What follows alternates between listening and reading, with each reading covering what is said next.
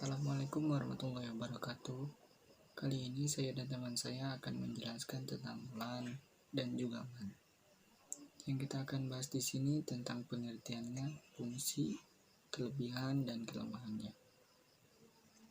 Oke, kita langsung. LAN atau Local Area Network adalah jaringan suatu jaringan komputer yang hanya mencakup wilayah lokal saja. Jaringan ini hanya dapat digunakan oleh pengguna di area LAN saja.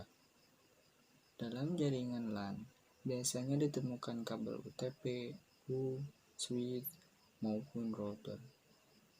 Contoh dari jaringan ini adalah komputer-komputer di sekolah ataupun di warnet. Karakteristik LAN ada beberapa, di antaranya 1. Administrasi pada jaringan LAN dilakukan melalui administrasi lokal. Yang kedua, tidak menggunakan jaringan telekomunikasi dari operator lain, dan juga seterusnya. Fungsi LAN ada 3. 1. Menghubungkan 2 komputer atau lebih. Yang kedua, memindahkan file dari suatu komputer ke komputer lainnya. Yang ketiga, sharing printer. Kelebihan LAN sebenarnya ada beberapa. Saya akan bacakan 1. Karena jaringan yang hanya mencakup area lokal yang sangat kecil, LAN tidak menguras terlalu banyak biaya. Dan juga kabel yang digunakan pun tidak terlalu panjang. Ini akan menghemat biaya. Kekurangannya, luas wilayah koneksi terbatas. Hal ini karena LAN hanya mencakup area lokal saja. Mungkin hanya itu dari saya. Pengertian MAN. Metropolitan Area Network adalah suatu jaringan komputer yang dapat mencakup area yang lebih luas dan menggunakan teknologi yang lebih canggih dari LAN, yang mana menjangkau 10-50 km. Jaringan MAN cocok dipakai untuk membangun jaringan antar perkantoran atau instansi yang masih dalam suatu kota. Biasanya, MAN dipakai untuk menghubungkan beberapa lokasi seperti perkantoran, kampus, pemerintahan, dan sebagainya.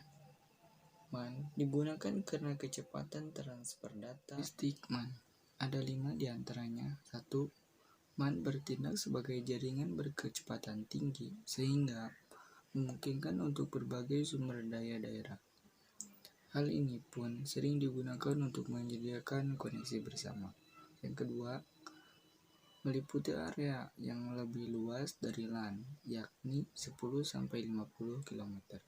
Yang ketiga, sebuah MAN umumnya tidak dimiliki oleh satu organisasi.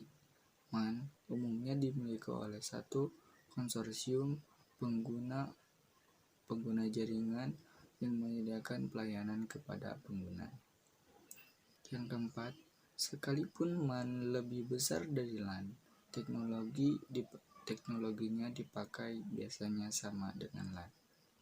Yang kelima, MAN hanya memiliki 2 buah kabel dan tidak memiliki elemen switching yang berfungsi untuk mengatur paket melalui beberapa output. Kelebihan MAN ada beberapa.